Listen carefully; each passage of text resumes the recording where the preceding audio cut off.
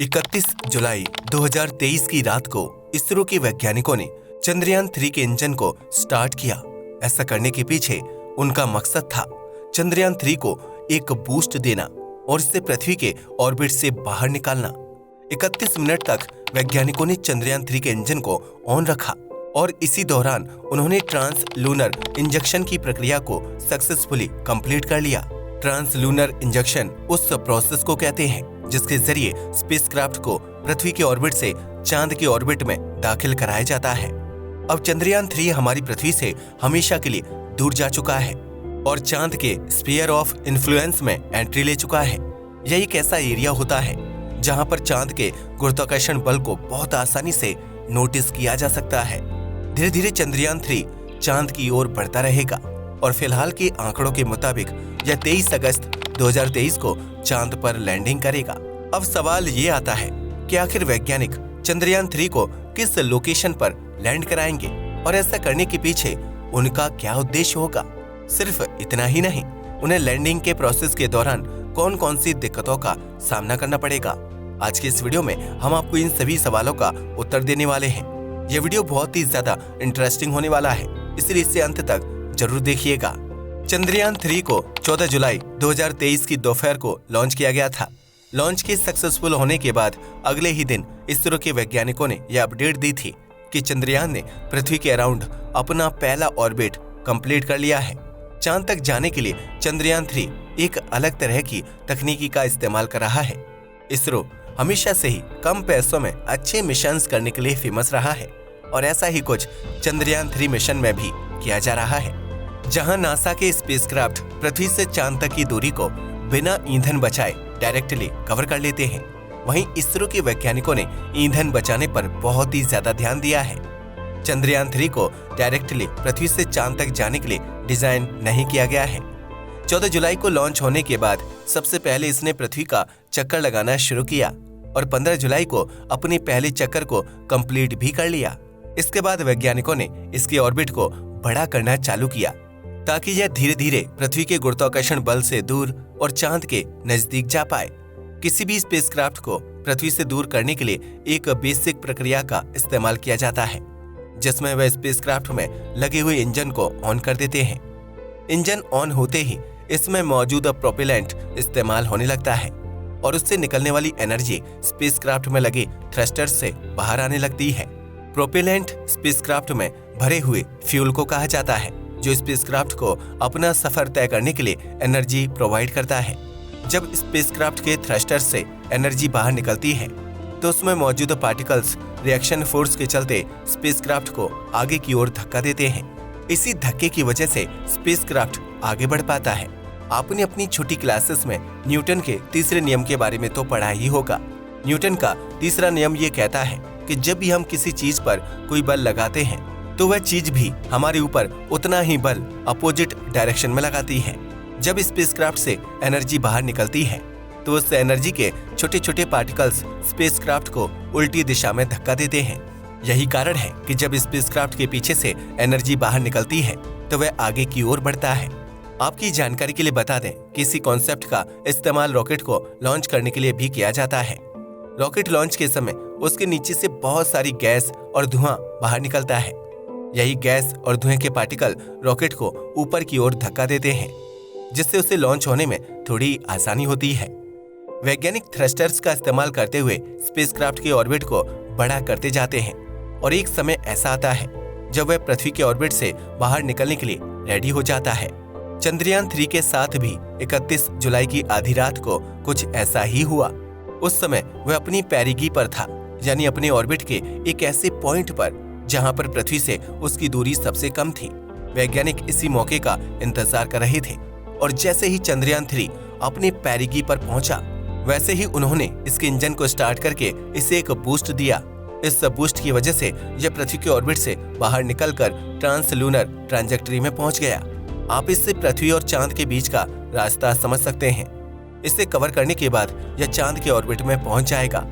इसके बाद वैज्ञानिक इसकी कक्षा को धीरे धीरे छोटा करते जाएंगे ताकि यह चांद के नजदीक पहुंचता जाए। एक समय ऐसा आएगा जब यह चांद से एक परफेक्ट दूरी पर होगा और तभी चंद्रयान-3 की असली परीक्षा की शुरुआत होगी। चंद्रयान 3 में मुख्य रूप से 2 हिस्से हैं, जिसमें पहला हिस्सा है प्रोपल्शन मॉड्यूल और दूसरा हिस्सा है लैंडर। चांद की सतह से एक परफेक्ट दूरी पर पहुंचने के बाद लैंडर अपने आप को प्रोपल्शन मॉड्यूल से अलग कर लेगा और चांद की सतह की ओर बढ़ने लगेगा। वैज्ञानिक उस समय इसकी रफ्तार को कंट्रोल करने के लिए थ्रस्टर्स का इस्तेमाल करेंगे, जो नीचे की तरफ एनर्जी को रिलीज करके स्पेसक्राफ्ट को ऊपर की ओर धक्का देंगे। ऊपर की ओर धक्का मिलने की वजह से इसकी रफ्तार कंट्रोल में आने लगेगी और सतह पर लैंड होने से पहले यह बिल्कुल नॉर्मल हो जाएगी। वैज्ञानिक चांद की सतह पर सॉफ्ट लैंडिंग करना चाहते हैं, जो आज तक दुनिया भर के सिर्फ 3 देशों द्वारा ही किया गया है। लेकिन वैज्ञानिक आखिर चंद्रयान 3 को चंद्रमा के किस हिस्से पर लैंड कराने वाले हैं, और क्या अगर हमारे पास कोई बड़ा टेलीस्कोप हो तो क्या हम चंद्रयान 3 की लैंडिंग को पृथ्वी से देख पाएंगे?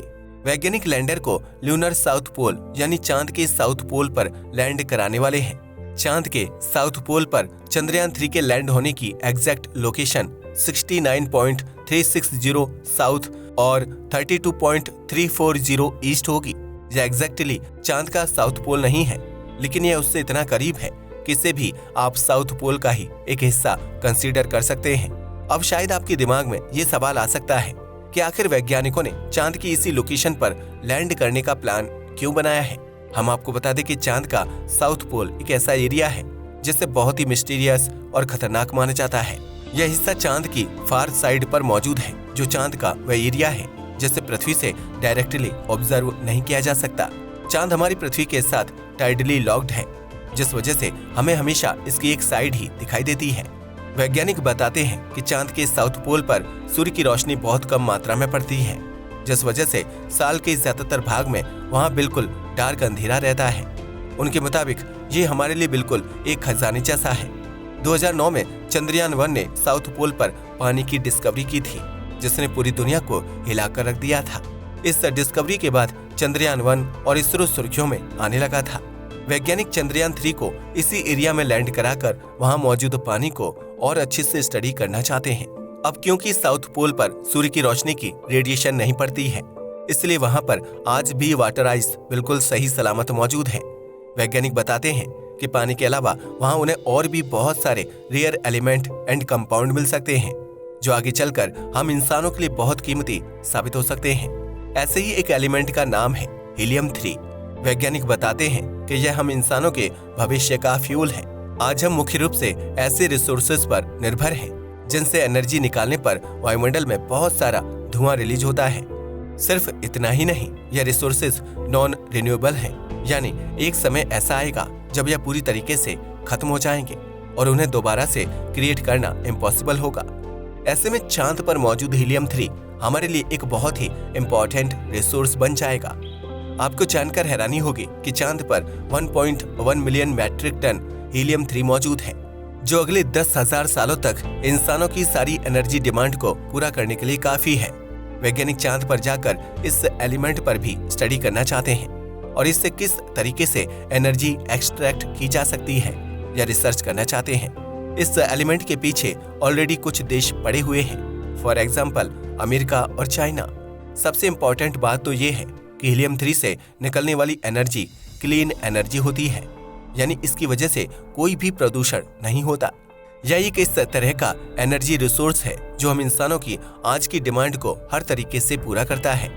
हीलियम 3 से ज्यादा मात्रा में एनर्जी तो रिलीज होती ही है, साथ में कोई भी पॉल्यूशन भी नहीं होता, जो पृथ्वी की आज की कंडीशंस के हिसाब से बिल्कुल परफेक्ट है। अगर चंद्रयान 3 का लैंडर चांद पर सक्सेसफुली लैंड हो जाता है तो यह इसरो के लिए एक बहुत ही बड़ा अचीवमेंट होगा। इससे हम स्पेस टेक्नोलॉजी और स्पेस रेस में बहुत सारे देशों से आगे हो जाएंगे। फिलहाल चंद्रयान 3 एक परफेक्ट गति से चांद की ओर आगे बढ़ रहा है। फिलहाल की कैलकुलेशंस के मुताबिक यह 5 अगस्त 2023 तक लूनर ऑर्बिट में पहुंच जाएगा। इसके बाद लूनर ऑर्बिट डिसेंट नाम की एक प्रक्रिया की शुरुआत की जाएगी, जिसमें वैज्ञानिक प्रोपल्शन मॉड्यूल और लैंडर को धीरे धीरे चांद के ऑर्बिट में एंटर करवाएंगे और सतह के करीब ले जाएंगे। चांद की सतह से करीब 100 किलोमीटर की ऊंचाई पर लैंडर लैंड करने के लिए बिल्कुल रेडी हो जाएगा। वैज्ञानिक बताते हैं कि 5 अगस्त से लेकर 18 अगस्त तक चंद्रयान 3 अपने आप को एक परफेक्ट एंड फाइनल ऑर्बिट में सेट करने का काम करेगा, ताकि वह लैंड करने के लिए पूरी तरीके से रेडी हो पाए। फाइनली 23 अगस्त को लूनर लैंडिंग के प्रोसेस को किया जाएगा, जो पूरे मिशन का सबसे कठिन और सबसे इम्पोर्टेंट हिस्सा होगा। मिशन का यही भाग यह डिसाइड करेगा कि चंद्रयान 3 एक सक्सेसफुल मिशन होगा या फिर एक फेल्ड मिशन। चंद्रयान 2 की लैंडिंग के दौरान सॉफ्टवेयर में कुछ खराबी आने की वजह से वैज्ञानिकों का स्पेसक्राफ्ट से कनेक्शन टूट गया था। कनेक्शन टूटने की वजह से चंद्रयान 2 का लैंडर चांद की सतह पर क्रैश लैंड हो गया था। हालांकि यह मिशन पूरी तरीके से अनसक्सेसफुल नहीं हुआ था, क्योंकि चंद्रयान 2 का ऑर्बिटर बिल्कुल सही सलामत था, जो आज भी चांद के ऑर्बिट में रहते हुए उसका चक्कर लगा रहा है। लेकिन अगर इस बार चंद्रयान 3 का लैंडर चांद की सतह पर नहीं लैंड हो पाता है तो यह मिशन पूरी तरीके से अनसक्सेसफुल हो जाएगा। इस बार मिशन को बचाने के लिए कोई ऑर्बिटर भी नहीं है। वैज्ञानिकों ने इस बार ऑर्बिटर की जगह प्रोपल्शन मॉड्यूल को डिजाइन किया है, जिसका काम चंद्रयान 3 को चांद के ऑर्बिट तक सही सलामत पहुंचाना है। चांद की सतह से 100 किलोमीटर की ऊंचाई पर प्रोपल्शन मॉड्यूल और लैंडर एक दूसरे से अलग हो जाएंगे और लैंडर अपनी बाकी की जर्नी को अकेले ही कंटिन्यू करेगा। अब यह तो 23 अगस्त की तारीख को ही पता चल पाएगा कि हमारा चंद्रयान 3 चांद पर सक्सेसफुली सॉफ्ट लैंड कर पाएगा या नहीं। वैसे आपकी इस बारे में क्या राय है, हमें नीचे कमेंट सेक्शन में जरूर बताइएगा। आज के वीडियो के लिए बस इतना ही। धन्यवाद।